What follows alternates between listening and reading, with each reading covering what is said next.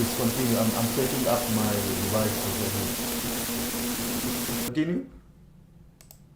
Yep, I set it up. YouTubers, sorry about it. Can you, what is this? Ube?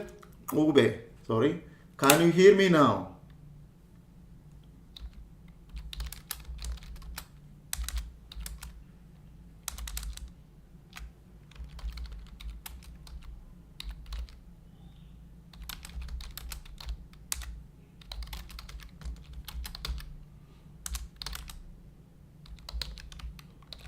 Sorry, I'm trying. Continue. You said on Teams, somebody want to ask a question? Yeah, go on.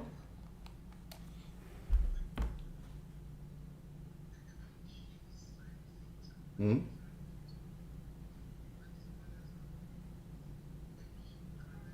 Yes, this is a force parallel to the incline. Yes, exactly.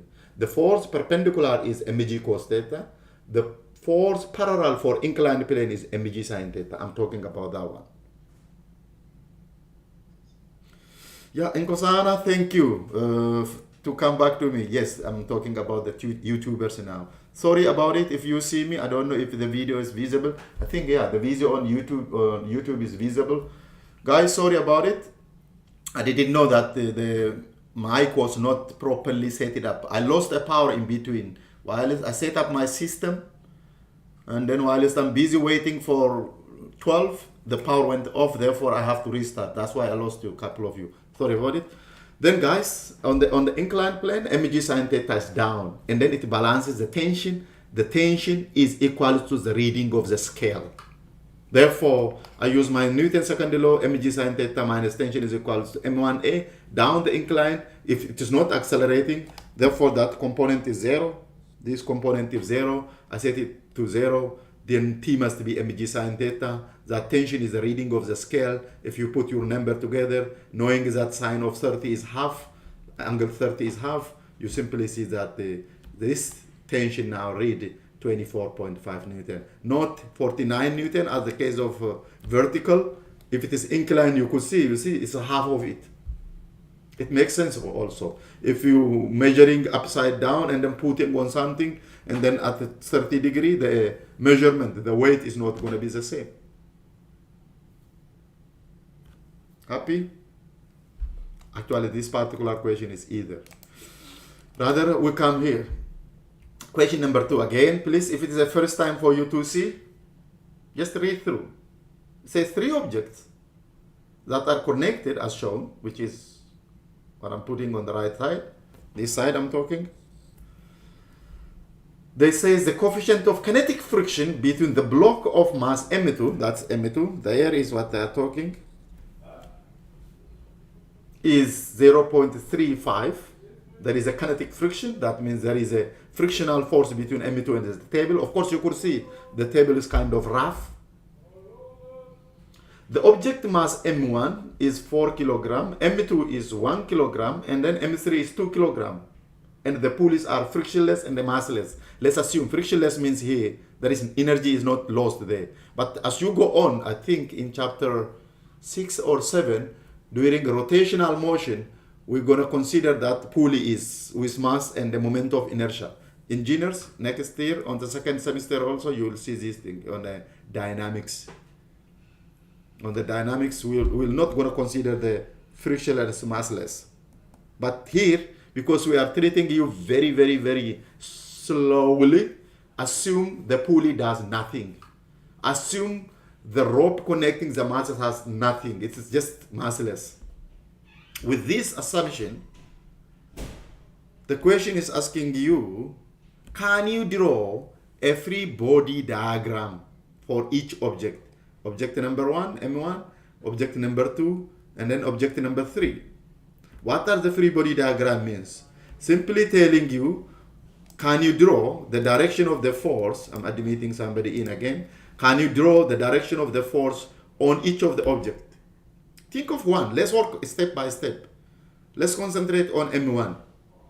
What are the forces acting on this M1? Always remember gravity is there, obvious.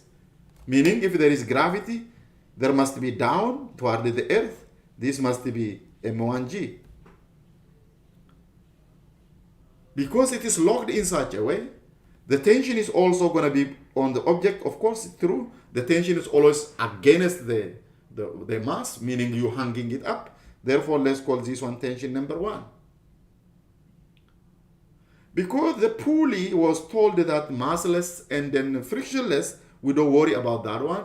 Therefore, the same tension is there. This tension is the same. Let's call this all tension is T1 because we start saying it though.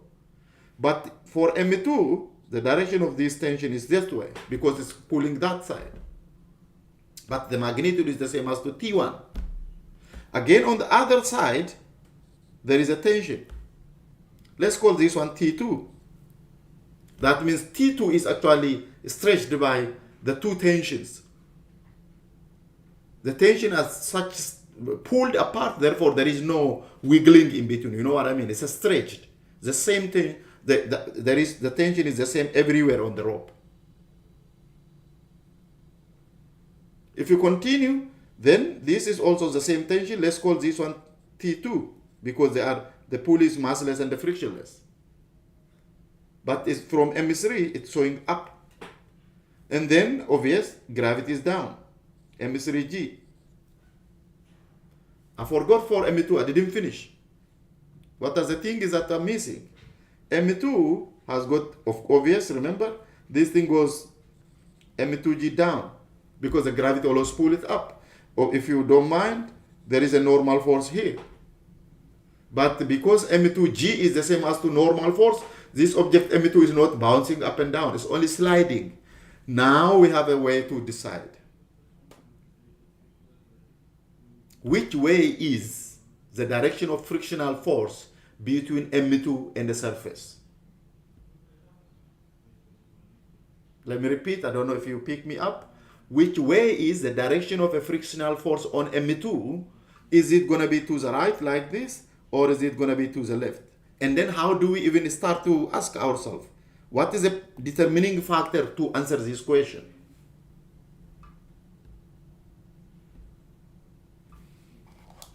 My teams, guys, can we discuss a bit here? I've got a 20 plus student online, but guys, can we say which way is the frictional force? Yeah, somebody speaking, thank you.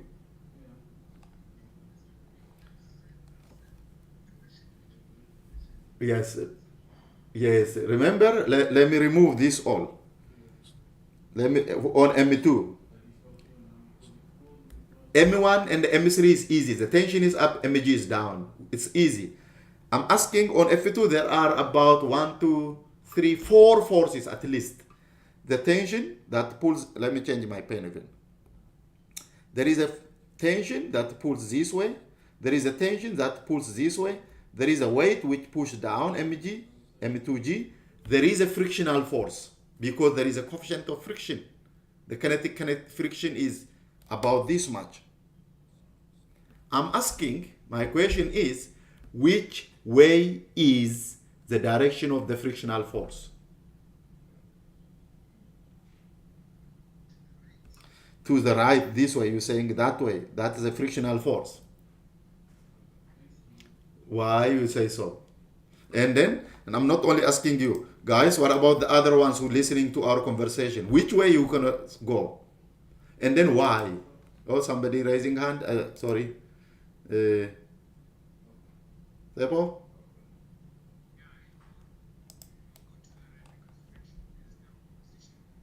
Hold on there. You said friction is opposite of motion. Happy. Why then, which way is this system gonna move? Why to the left?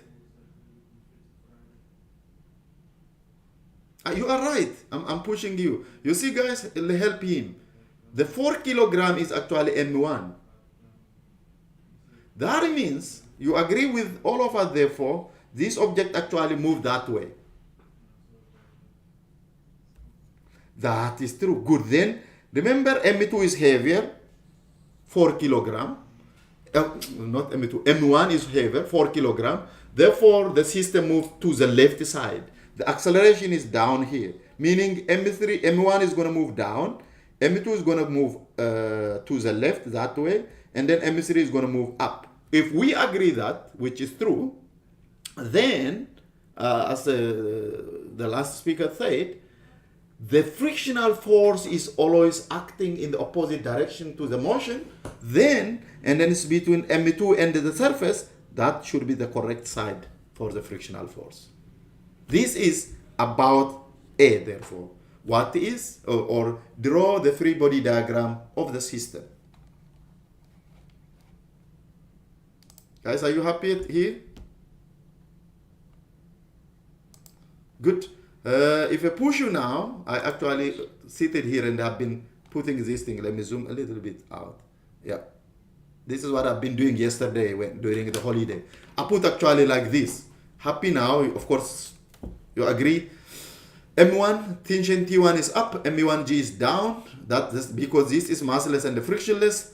T1 is to the left, T2 is to the right, but I know T2 and the T2 is the same. For M3, I finished.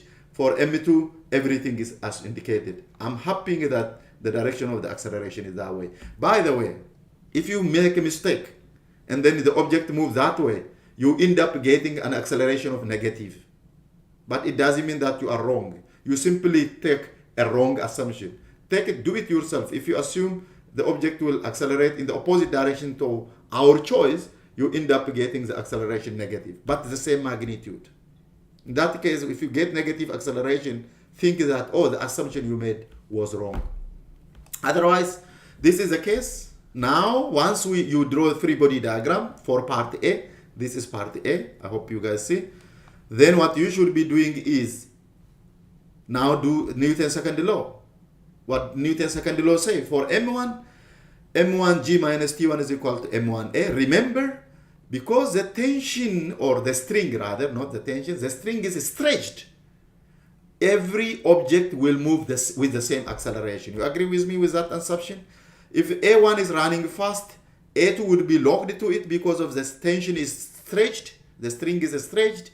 The acceleration is the same for M1, for M2, for M3. They all have the same acceleration. Agree? It's a voting system. Good. Then I will simply say M1G minus T1 is equals to M1A. For M2, how many forces act to it? Because this thing moves to the left. T1 is the winner. I say T1 minus, how many things are there? T2 minus the frictional force. I should not forget about that one. The frictional force, I call it F. Remember that F is equals to mu times the normal force. But remember also there, what is a normal force? Because this object is not bouncing up and down, the normal force must be equal to M2G. Then instead of normal force, that my handwriting is also not good, huh? This is my N. This must be equals to mu M2G. Then if you put that frictional force there, you could see for M2, tension T1 minus T2 minus mu K times M2G, which is a coefficient of static friction or kinetic friction, must be equal to M2A. Then the third equation I should be looking, three unknown, three equation obviously, is for the third one. Because the system moves up, T2 minus M3G must be equal to 0, not 0, M3A. It is accelerating, it can't be 0. Then I set up my equation. Then I've got one equation, two equations, three equations. I know my masses, M1, M2, M3, and mu. I simply combine the three equations. What I'm talking is equation number 1, equation number 2, and then equation number 3. If you put together M1G minus T1 is equal to M1A, T1 minus M2 G mu minus T2 is equal to M2A, the third one here. Now you see how happy I am. I cancel this one by that one, this one by that one, because my equations are set in such a way. The mathematics help me down. I simply gonna add down then M1G minus M2G mu. I'm just simply bringing that one minus M3G, comment, equals to M1 plus M2 plus M3A. I have made a very good assumption that the acceleration is the same. It is true. Therefore, I took my A there. If you solve for A now, this is basically what you see. Of course, this equation clearly tells you that the M1G is what causes acceleration. The main source is the gravity due to M1. It pulls it down. Therefore, I got an acceleration of 2.31 meter per second square. This is the overall acceleration. Any hiccup? Any unclear? Oh, somebody raised the hand. Sorry, guys. Oh no. Or maybe I'm watching a long chat. Happy up to now? I don't see any hand raised on the Teams also. On the YouTubers, I don't see any question either. Are you happy? Just thank you. Then, what is the question even? Stay here. The question is, determine the direction, the acceleration of each block, including its direction. Easy. Therefore, we said M1 moves down, M2 to the left, and then M3 up. But they have the same acceleration. M1 down, M2 to the left, M3 up. I wrote it already here. Therefore, you should be happy. The last session is what are the tensions in the system? T1 and the T2 basically. I've set it up in such a way that the pulley is frictionless. This tension is the same as to that tension. This pulley is frictionless. This tension is the same as to that tension. You will be wrong if you take this assumption if the statement was not saying a pulley are frictionless. If the pulley has got a friction, make sure that you understand what is here. This T2 cannot be equal to that T2, or this T1 cannot be the same as to T1. It's a bit complicated. We'll see this one also when you finish the rotational motion or moment of inertia. We'll see there. But anyways, because of this assumption, the system is easy. Then you go back to equation 1, equation 2, and the equation 3, or any of them for that matter, to find the tension T1. You know the acceleration, you know M1G, you know everything. T1, you could easily see that the T1 is about 30 Newton. Happy? You should be. Yeah? Yeah, please.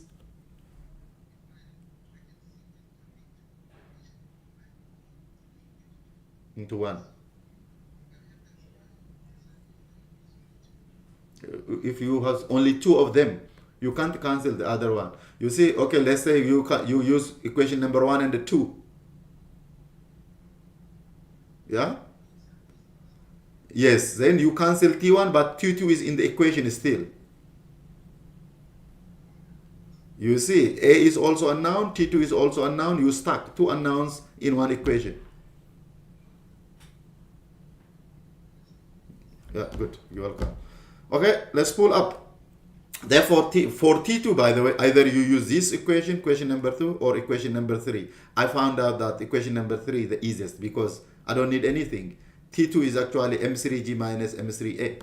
Then I put together, and then I got the other one is actually weaker, 24 Newton. Of course, you could see why T1 is bigger. T1 is actually the bigger because M1G is bigger. That is what causes the system to go to left side actually. Happy? You should be here. Okay, let's push. Here is question number 3. Says, a car is traveling at 50 miles per hour. You see, it is copied from American book. That's they use mile instead of kilometer or kilometer. A car is traveling at 50 miles per hour on a horizontal highway. A says if the coefficient of static friction between the road and the tire on the rainy day, slippery, is 0.1. What is the minimum distance in which the car will stop? The final velocity is going to be 0. It's going to stop, it says. But what is asking me is, what is the final, what is it? What is the minimum distance? How far? If you think of it, you are on a slippery road, you're driving a car, then obviously you must apply some sort of brake. Then did it start with, it was moving at 50 miles per hour. I think it's approximately about, I convert actually for you. Yesterday when I was sitting, I had when it is about it. Now it is reconnected. You guys, you can see what I'm talking. OBS is the studio I used to broadcast on YouTube. There was a disconnection in between, but I can't help. Okay, happy. Then the question we wanted to answer is what is the distance, that this car moves. Now the coefficient of friction is changed. I think what is the stopping distance when the surface is dry, rather, meaning it's not slippery anymore. Oh yeah, now the coefficient of friction is 0.6. The mile to kilometer is also shown here. The answer is already there. Of course, you could see when it is slippery, when it is 0.1, it moves 256 meters, whereas when the friction is higher, it only moves 42.7 meters. The question is, how do you arrive to that equations? The principle is straightforward. You apply Newton's first law. I lie. Newton's second law, F is equals to ma. The force is actually the frictional force. Where is the frictional force? Backward. It is deceleration. It's not accelerating. It's rather slowing down. Of course, you could see it was moving with 22.4 meters per second. And then the car stops. It stop means the final velocity V final is 0. Therefore, the acceleration must be negative. It's rather deceleration than acceleration. You agree? Then I put this equation together. Easy. In the first case, I say, let me zoom a little bit, yeah? What is my YouTubers see? Oh, okay. They are slow, but they could see.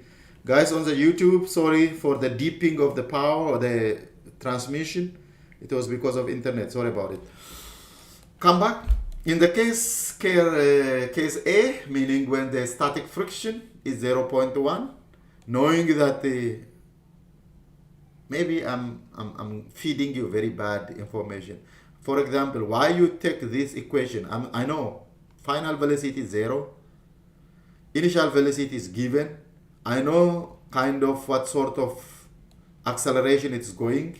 I'm using this one, F is equals to ma, where that F is equals to the frictional force, which is minus mu mg. I use minus because the frictional force is in the opposite direction to the direction of the motion. If I go back, what I mean there is the object is moving that way, this way. Let me change my pen. The frictional force is going that way in opposite. F is minus because it's an opposite mu mg. This must be equals to ma. You could see where the a is negative actually. The m will appear. The fa is equals to minus mu times g. The negative comes from the, obviously, if you work through. I use this formula. I didn't use that. You could say, oh, okay, S is equal to V naught times T plus half AT square. You could also use that. You know V initial? You know that, a lie, you can't use that. Where is your time? You don't have a time. I don't know how long it takes to stop. Therefore, I have to run around and then come back with an appropriate formula to use. Then I said, okay, what else could I use? I know that V final square is equal to V naught square plus 2AS also. This is also another equation that you drove or you have driven it or derived it from the very previous chapter about kinematics. I'm using those two. Therefore, yeah, I'm going to use this equation. I know my initial velocity. I know acceleration. Then I'll solve for S. You could see easily where that answer is coming from. There is no change for the case of, you see, it says case 6. It's not case 6, case B. Or this is not even case A, it's I. This is double I. I'm talking about here. That I and then double I. Sorry, I was sitting here playing yesterday. Just kill the time by typing this answer. But are you guys happy there? Remember, this equation is you to choose. But the main concept here is here. F is equals to ma. Whereas that force is a frictional force that causes the object to decelerate. Then if it is a frictional force, it's a mu times normal force. That mu is given. That normal force is mg. Maybe, should I spend a bit of, come on. Here, the car is moving. The frictional force is backward. The normal force is up. The weight is down. And then it's moving that way. The acceleration is this way. Therefore, F minus F is equals to ma.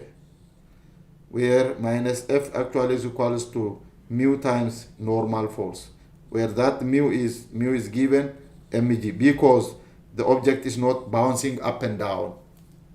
That, with that assumption, I'm sure you guys, you could easily find out that the acceleration is actually equals to minus mu g, which is 0.98 meter per second square. It is decelerating at this rate.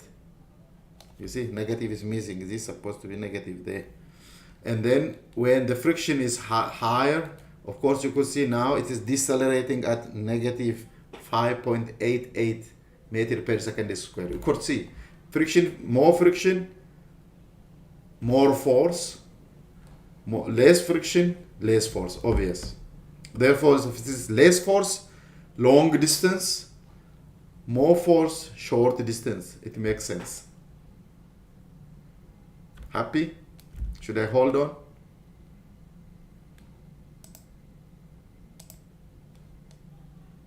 You guys, I don't have any chat.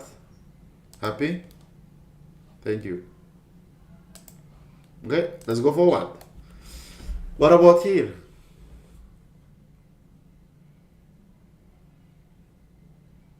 This is, looks like a lady, beautiful one. She is going to airport, holding one bag on the left hand, the right hand is pulling the other one. It says a woman at an airport is towing a 20 kilogram suitcase at the suitcase at a constant speed. There is an information there.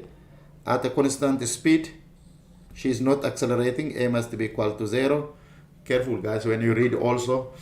By pulling on a sharp at an angle of theta, that angle is not known, above the horizontal, she pulls on the strap with a 300, that force, if I call this one, she is pulling with a certain force F, that F is equal to 35 Newton. Then she is moving forward, obvious, this is the direction of the constant velocity. She is moving at constant velocity, or speed rather. And then the force, the frictional force, obvious, the friction is going to be in opposite direction. There is a frictional force that goes this way, in the direction of opposite of motion. We agreed this one. And then that small f, the frictional force is actually 20 Newton. And then now it's going to ask, what is the free body diagram on the block, of course, on this mass. And then the question, another one is, what angle that the strip makes with the horizontal, basically what is theta. And then the third is, what is the magnitude of the normal force that the ground exerted on the suitcase. Okay, we go step by step. Free body diagram. Somebody raise and they say, oh, how many forces acting on it? That F, that frictional force, mg, and then normal force. You agree?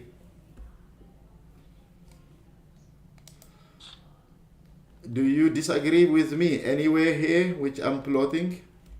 I said, okay, the friction, because the assumption is this object move that way.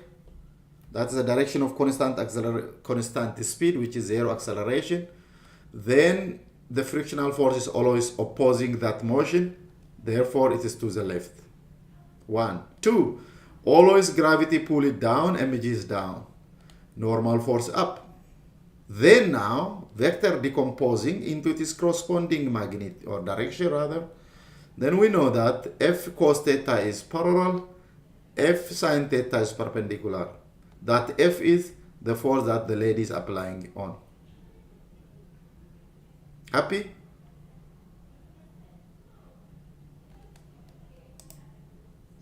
Good. Thank you, by the way. Who is speaking again and again? Your name, please? I can't see. Who is speaking? Habitation. Thank you. You are my springboard. You know what I mean, springboard. If you don't speak, I don't know if somebody is listening to me. It looks like I'm talking to myself. Thank you for the springboard from which I bounce off. Thank you for that. Therefore, let's agree, me and you. The others are just sleeping, I think. I'm teasing, actually. They are listening. This object moves forward at a constant speed. Then I've got a force that acts along x and along y. I must decompose into two now. I know my Newton's second law, not happy, give me that the sum of all forces along x must be equal to ma. But because it's not accelerating, you see, if you don't know that concept, this one, if you forget that the constant speed doesn't mean a is equal to 0, you will be in trouble. You can't use this one. You don't know a, you don't know the cosine. But I know of, because it's a constant speed, acceleration is 0, the sum of all forces along x is equal to 0. Then the next is ask myself, oh, how many forces are acting along x? F cos theta is to the right, the F is to the left, therefore this must be balanced. And then I said, F cos theta minus this equation, actually, I'm supposed to write it here. F cos theta minus the frictional force must be equal to 0. Because there is no acceleration. Put those two together, it could easily give me that theta is actually 55.2 degree. I'm supposed to write degree there. Because of the fact that I know the acceleration is 0, my life is either I use simple equation and then I got my angle. Do you disagree with me? I don't mind if somebody says, no, I disagree. Let's go that way.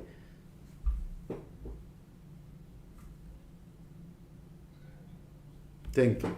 Thank you. Then let's go now along y. Obviously, you know this object is not bouncing up and down. It's simply sliding forward. The sum of all forces acting on this suitcase is 0 along y-axis.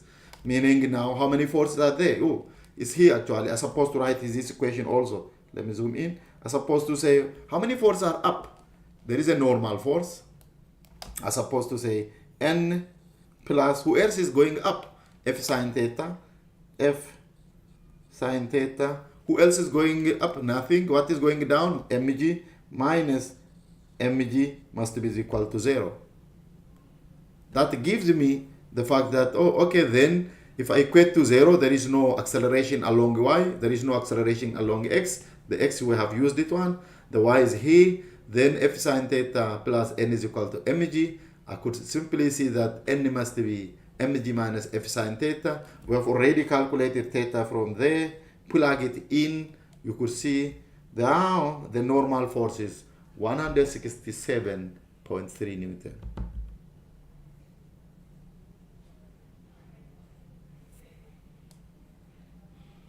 Happy? Then we answered what is the angle. Free body diagram we finished. What is the normal force we also finished. Oh, is that all? I don't have anything. Ah, yeah. Finish then.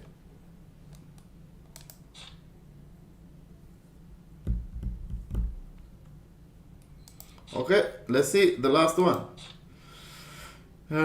This is the question is, by the way, I've added this, the bottom diagrams you can't see on the YouTube, not YouTube, what I said, on the Teams.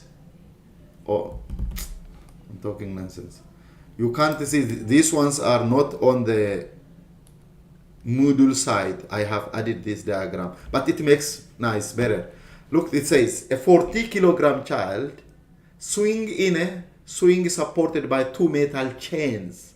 I'm trying to indicate to you, this is a chain, that's the chain, that's the bed where the child is seated. Therefore, her weight is, or her mass is 40 kilogram. And then the length from her, wherever she is sitting, up there, this length is 3 meters. Okay? And then the tension in each chain at the lowest point is 350 Newton. It doesn't need at the lowest point or at the height point anyway, because the tension is the same. Let's assume that the chains are stretched. Therefore, they have the same tension T. No, I still have 1 hour. Please, do they want to switch off the power again? No. No, please, if they want, I am in the class, they should not switch off. I'm still on class. Thank you. Sorry guys for the disturbance. Okay, therefore, I'm going to put my free body diagram as usual. The child weight is down, mg. The two tension will pull up. Simple. But if you see in cross-section now, you are not standing behind the child. Somebody is pushing, but you are standing, viewing it from the side. It's as if this child is going a half parabola. Of course, you could see where I'm putting here. At the lowest point is there, at the maximum height on one side is there, therefore the child is going to go boom, and then back boom, and then boom, and then it's undergoing a semicircular motion. Therefore, the length is known, and then know that this is actually part of a circular motion. Therefore, remember, if an object undergoes a circular motion, there is always a centripetal or center-seeking acceleration, AC, and then a tangential acceleration, AT. This is acceleration. I hope in the class you have learned that this AC, a centripetal, is actually V square over R. That will be what you are looking for. Then the question asks, what is the child's speed at the lowest when the child is at the bottom there? Let me extend the question. What is the child's speed at the highest point? There, for example, let's call it 1.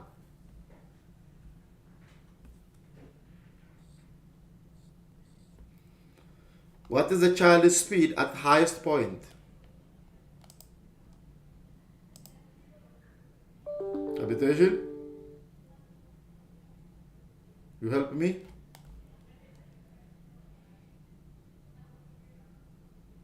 Lufanso, are you there?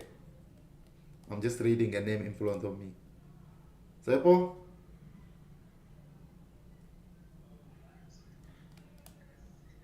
Oh, okay.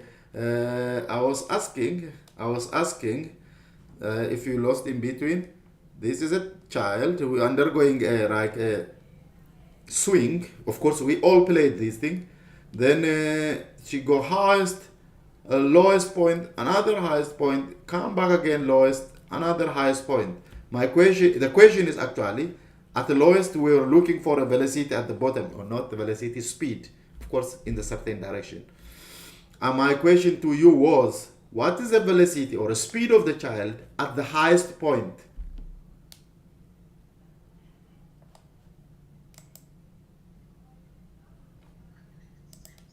I believe it is true. You guys, the conservation of energy, remember? mgh at highest point, mgh must be half mv square. You are not yet there. You will see soon about this one. At highest point, there is no velocity, only potential energy. At the lowest point, potential energy becomes 0, velocity becomes maximum. Therefore, actually what we are interested in the bottom, we shouldn't go this route, this one, because we haven't learned that yet. We are interested at what is the velocity of this child at the lowest point. Therefore, it cannot be 0. It's actually center seeking. It's a v square over r. Then the objective of this question is actually to use Newton's second law to find the speed of the child at the lowest point. I got the following. What do you say? I said here, we first draw for a body diagram as shown here. Basically, I said, okay, T is there, T is here, mg is down, the tension is given. As a child undergo a semicircular motion, remember what I'm saying here? Then I say the twice of T, the force that pulls the child up, minus her weight, which is mg. I'm calling it a hair because I put a girl. Therefore, must be equals to ma. I better write another equation here in between. Where is my red pen? Yes, I'm saying F is equals to ma, but I know these forces are 2T, 2 because the tension is twice, minus mg must be equals to ma. I know this is, I know this acceleration is a center-seeking acceleration. I'm supposed to say this one is equal to mv square over r. That v square over r, I'm going to zoom back. That v square over r is the acceleration of a particle undergoing a circular motion. Are you happy with this equation? AC, the center-seeking acceleration, is v square over r. Good. Then, if you put together now the radius that r I'm talking, we are not talking about a circle, rather this small parabolic path, where the length is the length what is given L. I put my equation 2t minus mg is equal to mv square over r. Therefore, you're looking for a velocity. Solve for v from this equation. Of course, you could see if I go step by step, I'm undermining your mind. I know this is an engineering class, therefore you simply solve for v here. V must be the square root of L into 2t minus mg over m. With this mathematics, plug it in, you have your calculator, you see 4.81 meter per second. That would be the height, a lie. That would be the speed of the child at the bottom. I will be happy if you could now calculate how low, how high is the child going to move. Can you find the height h using conservation of energy, which you didn't learn here yet? But if you are good, you could say that the mgh must be equals to half mv. Not good. Oh, I didn't know somebody from India even listening to our conversation. Awesome science. Okay. Love from India. Happy to hear. Wait. Calcutta, hopefully, from India. Somebody is listening to our conversation from India. This is a free, by the way. Our YouTube is free. Anybody from anywhere can join us.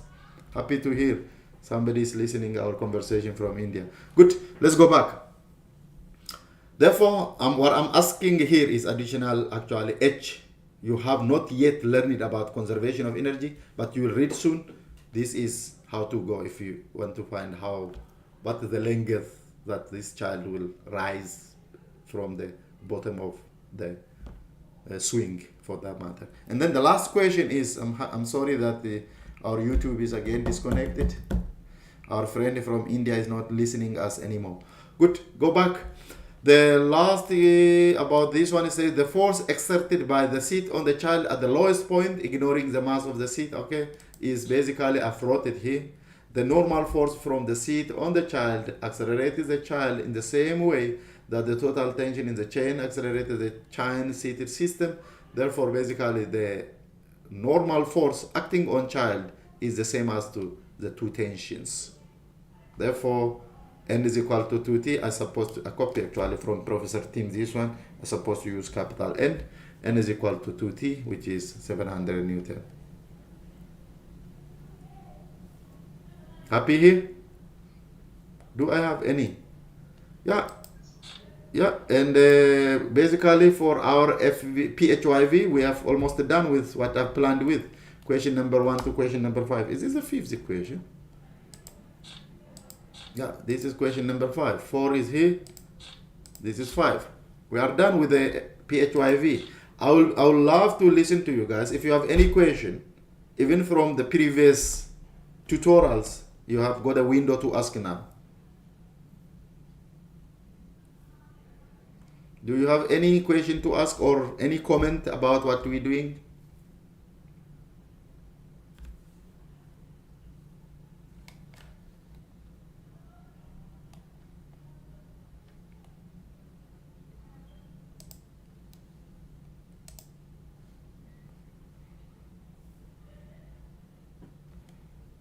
My teams, I'm listening to your conversation. I'm saying, though we almost finished, that PHYV is question number 1 to 5 is alright. Let me zoom in even. Just hold on. I'm gonna go into I don't know if now the system is working. Go into, you could see our website. I'm going to Moodle site. Hopefully by now it's gonna be ready. Yes, she is in. Which one? That engineering class I'm talking. And if you zoom, I'm talking about, you see, Professor Tim actually go all the way to uniform circular motion, laws of motion. You are not yet to the energy conservation. Okay. And this is it. This circular motion laws. Yeah, this here. By the way, you have a solution also. I'll activate once you are done. Or I'll send you by email the memo that I'm sharing with you. Let me even show you.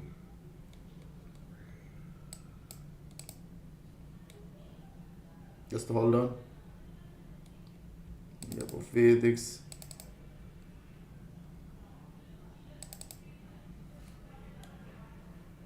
If you want, I don't know how many of you interested. If you want, I can send you this PowerPoint. This is what I did yesterday because I had time. Right now, where I'm going where is here. You see, only 16 students has attempted. This is bad though. You guys, you're supposed to go on to the question, attempt by yourself first and then come to join me. If you haven't attempted, how do I know you're picking up? This is a question now. We have done question number 1. Let me lower this one. Question number 1. Question number 2 was here, but the edition is not good. The image was wrong. Question number 3. Question number 4, which we just solved. Question number 5, we have done here. Question number 6 here. Tomorrow, I think who is going to take? Enrolled. I believe Mr. Mutariki will take over by law in a sense. Agreement that we had. I'm not supposed to do this question with you, but it's almost the same as to what we're doing, but it will be solved this week, tomorrow and tomorrow is Thursday and Friday. Yeah? Is it not around the same time to be corrected? I don't know. The same time kind of. But my now to you is, do you have any question from 1 to 6 that you wanted to ask? Or if you say, no, please, I've been here.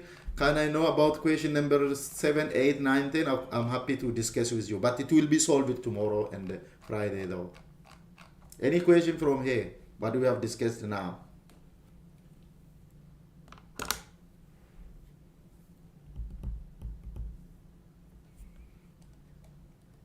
Yeah, and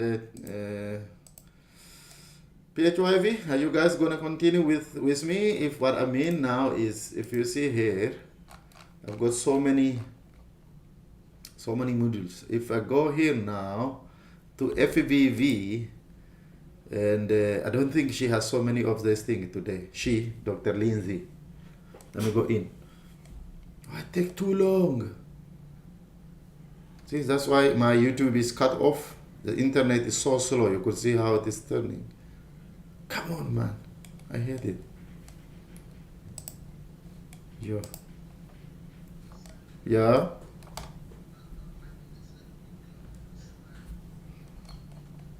Well, my system is slowing down.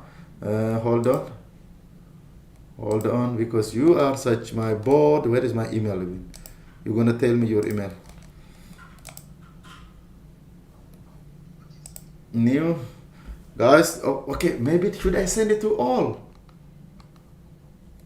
Okay, I'm gonna send it to PHYV101, but I don't know if your name is included in this one. Just what is your student number? S 225 988.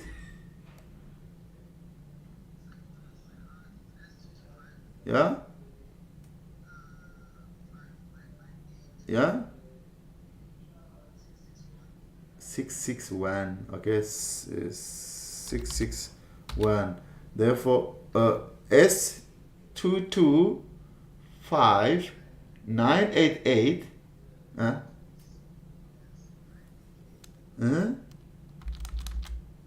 Take your time. Don't worry. Okay, hold on. It's here. I could see on your name. Okay, S225998661. It's actually, I could read. It's 9999.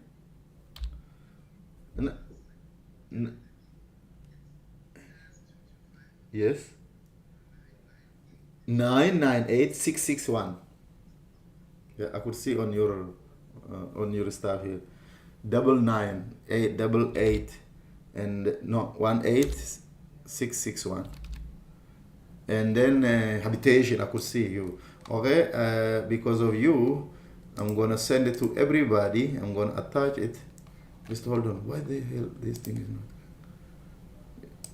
I'm gonna attach. Where's this computer? On the desktop. That's where I have.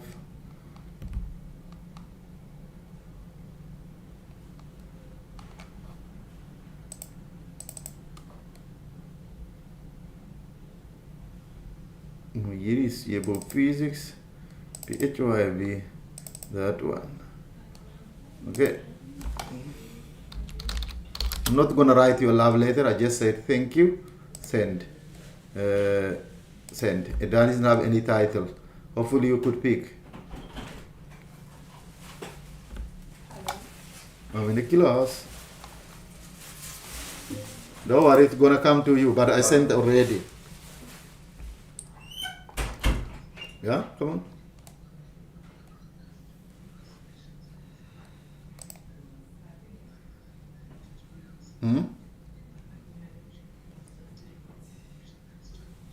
You are more than welcome, even if it is part of the question that we're setting up, or if you are reading through the book and come up with a question.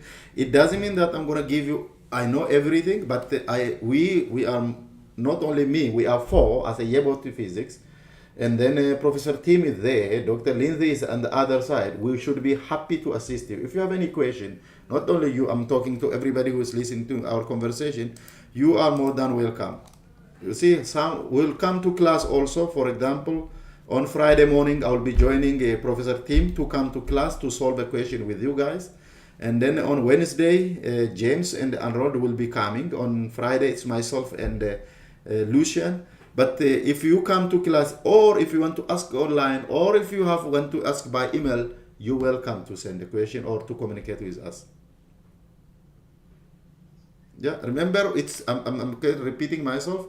It doesn't mean that I'm going to give you the correct answer. We might sit together, bring a question from the book or from anything else. You are an engineer, for example. You say, oh, I want to understand how this system is going to be calculated. We put the rules, rule, meaning laws, Newton law, somebody's law. We approach the question until we come to kind of the same conclusion.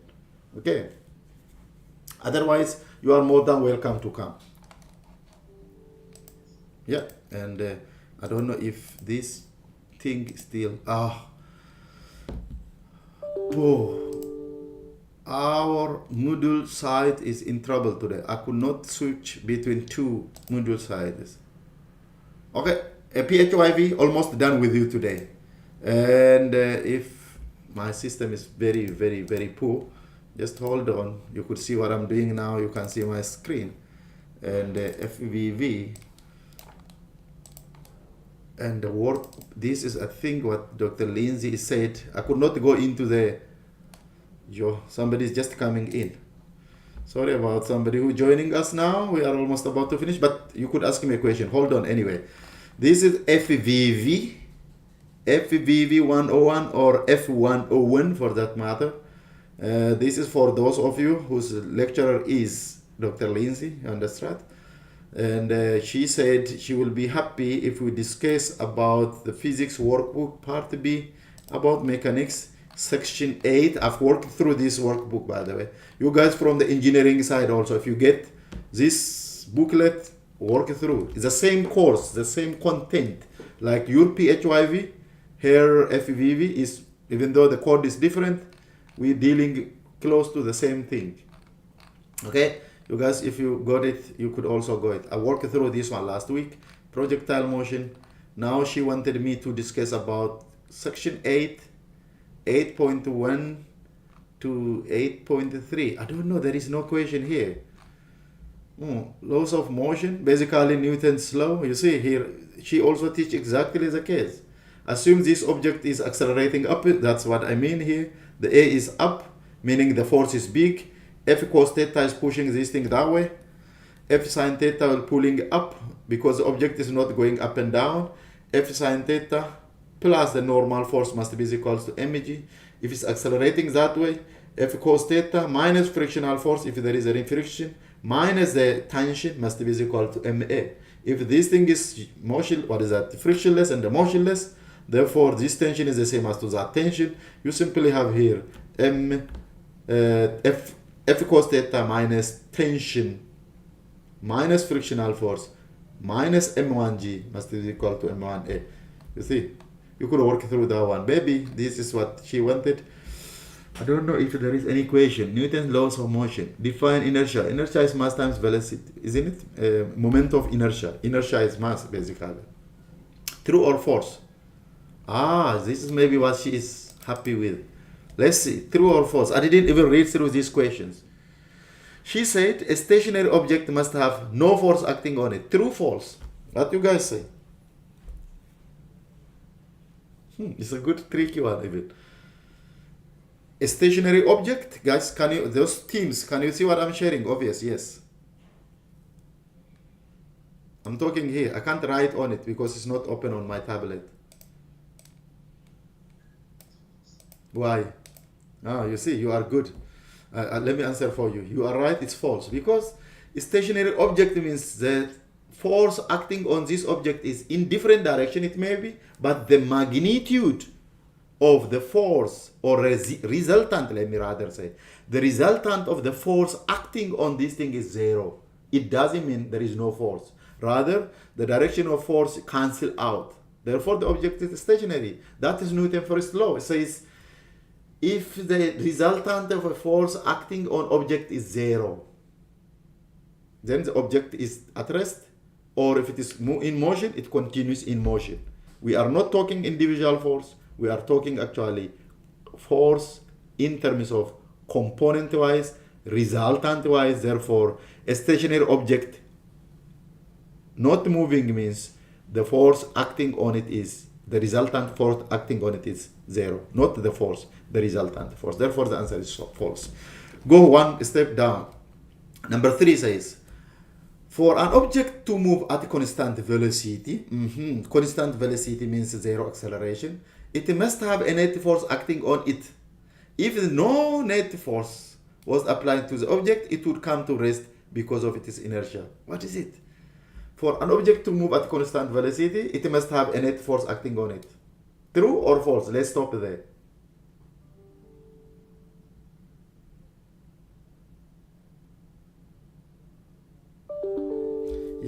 This thing is shouting up and down. Sorry about it. Number 3, is it true or false? For an object to move at a constant velocity, it must have a net force acting on it. If no net force was applied to the object, it would come to rest because of its inertia. Is it true or false?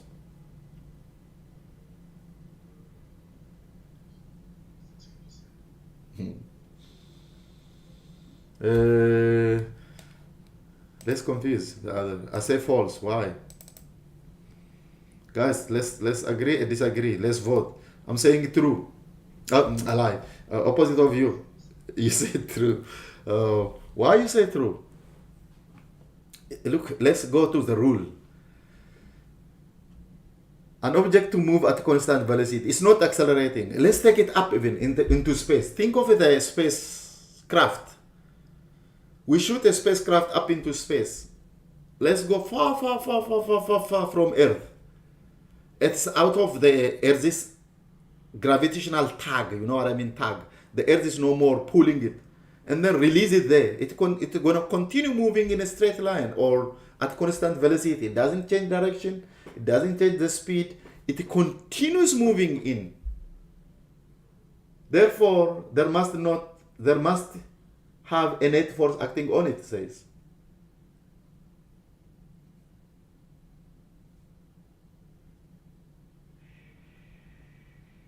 I'm saying to you now, there is no force even acting on it. I'm lying actually. You are true. It's true. Let me not bother you. I'm trying to confuse the other if they come in and they say, help me. But nobody is discussing with us. It's me and you habitation today.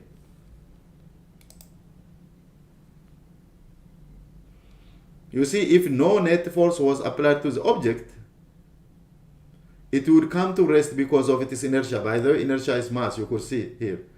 And you see this thing actually, if an object is at rest, it remains at rest. If an object is in motion, it continues in motion unless external force acted on it. If there is a force that acts on it, it will not move at constant velocity. Therefore, I agree. Again, let's go to number 5. True or false? A car riding at a constant velocity, straight line, doesn't change its direction, is continue moving. has no net force acting on it. I will disagree with this one. The engine is actually that causes the force acting on it. Do you say true again?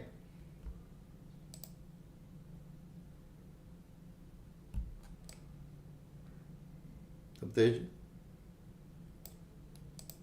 It's a tricky one, huh? False, true. Let's agree. It's false. There is a force acting on it. Agree. Let's go. This one is reading. I don't want to bother in. The SI unit for force is Newton. We agree. Symbol is N. We agree. Express Newton in terms of fundamental SI unit. This thing is easy. F is equals to MA. I better open on my tablet. Do I have it here? Just hold on. Do I have part B? Yeah, I don't have on my tablet, and I can't download it also because I could not connect it. Therefore, guys, do for me a favor here. I can't write, therefore F equals to MA. M is in kilogram, A is acceleration, Newton means therefore kilogram, Newton, force is equal to MA. We wanted to N, F, how can I write here? I wish. Okay, I know how. Just hold on for me. I'm gonna come here. Hold on for me. I'm gonna open it on my tablet.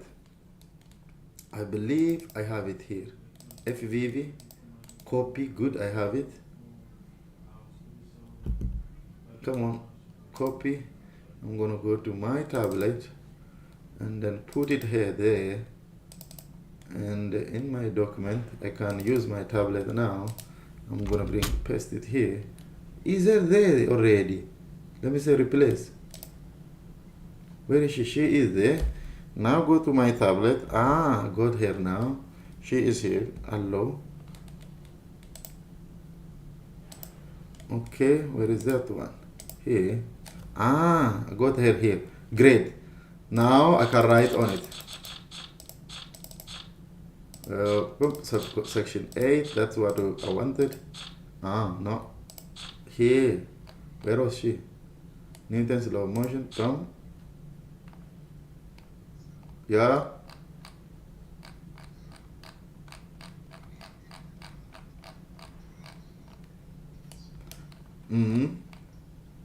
Okay, let me go to you.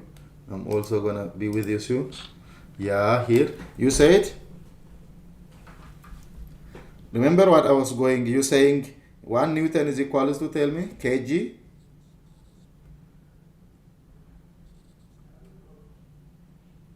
Are you connected? Habitation? Yes, I do. You said kg, yeah? Per second square, you mean? Yeah, great. That's exactly. F is equals to MA. Therefore, this implies that the unit for force is in Newton, obvious. Must be equals to, in SI unit, the mass is in kilogram. And then acceleration, you know, it is meter per second square. Therefore, basically what she wanted is, therefore, 1 Newton is kilogram meter per second square. You are correct. And then question number 7, it says which has more inertia. Remember, she is asking the same here. Here she asks what is inertia. It's a mass, basically. Mass times the inertia. A kilogram of cotton ball or a kilogram of gold, which has got more inertia? I like it.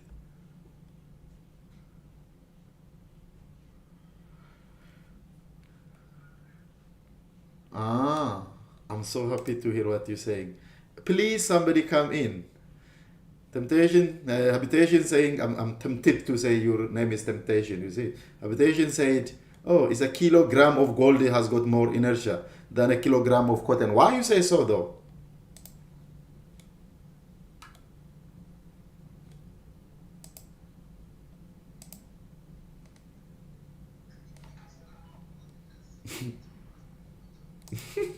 but you forgot something, Habitation. It's both of them are a kilogram. This one is also a kilogram. In your head, you might thought that oh, gold is heavier, but what is given is it's a cotton. But that cotton is a lot of cotton, but smacked into a ball, which give you 1 kilogram. This is also 1 kilogram. They are the same. It's equal actually.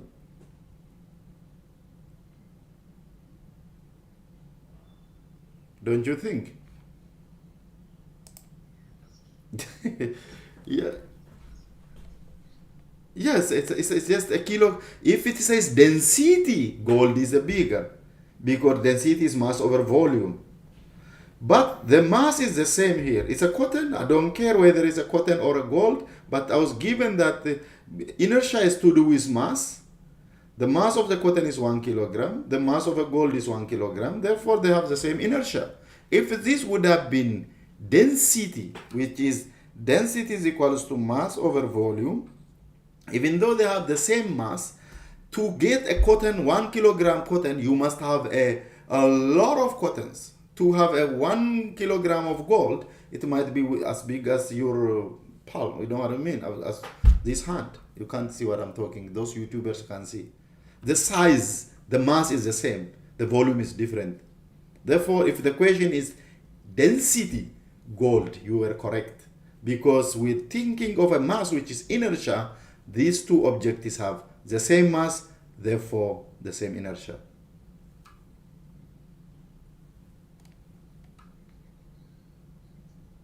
Good. Then let's go back. Question number 8 says force always occur in pair. Happy. This is Newton's third law. Action and reaction. A one body cannot exert a force on another without experiencing a force of itself. True. If when you get angry, if you want to hit the wall is going to hit you exactly. You're going to have a pain in your hand. Meaning the force with which you hit the wall is the same as to the wall hitting your hand. One, if you just hit air, you are not hitting anything. If you don't feel it, there is no force that you exerted. You see, therefore that is true. We are referring to this concept when we are talking about action reaction, which is true pair of forces. Identify 3 examples of force action reaction pairs. This is very easy. If I push a wall, the push will be back. If I hit the wall will hit me back. But you guys, you can think of this as just basically example to think of about it. I'm not gonna bother that much. How far she wanted me to go? I think 8 point. I'm going back to my tutorial which I shared with you. She went to up to 8.3. I don't know where 8.3 is. Oh, this is 8.4. I think up to here 8.4. Yeah, that's all what I want to discuss with you about her session also. But her session is basically very simple questions and not that much. If you agree with me, almost done with what I planned for today. Especially for those of you on the PHYV, mostly where I concentrate. This is PHYV 101, tutorial number 3, application of Newton's law. Question number 1, number 2, number 3, number 4, and the number 5, which you have worked through. Therefore, we are done. And I'll give you the stage now. Those of you who are listening passively behind also, you are welcome to ask any question. Habitation, thank you for you to be my springboard this morning. If I don't see you this week, I will see you next week Wednesday with the tutorial number 4 then.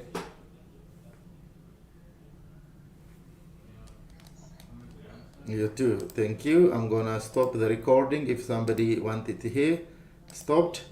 Therefore, I'm gonna stop my YouTubers also. I forgot them. I didn't give attention to YouTube today because the network. Oh yeah, sorry, Nkosana. Somebody was talking to us on the YouTube, but I forgot. False, true, false. Thank you for your involvement on the YouTube.